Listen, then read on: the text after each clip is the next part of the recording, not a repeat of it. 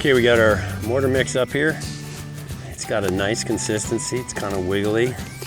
Trying to make a hamburger. It's a little, gooier than that.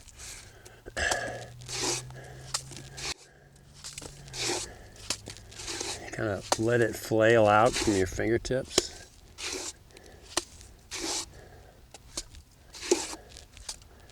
Kind of lift it up and let the thing splay out that way. So you can see I got just a little bit on there. Again, this is fast, easy peasy. We're just trying to do, you're putting icing on the cake. That's all you're doing. It's plastering is what the stucco guys call it. All that brushing is what helps this stuff stick. And that's a good thing.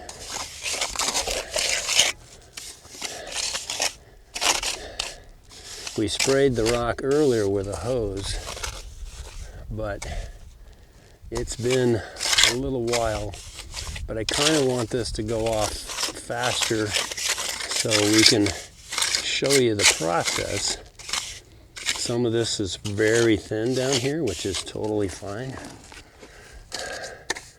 I can feel my back talking to me, so try to attend to that.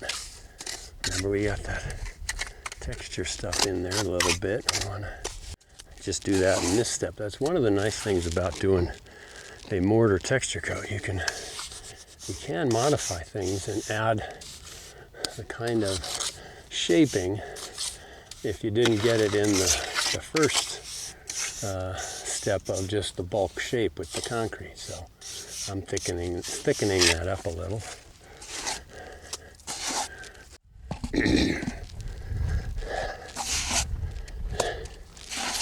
Finish this part out a little bit.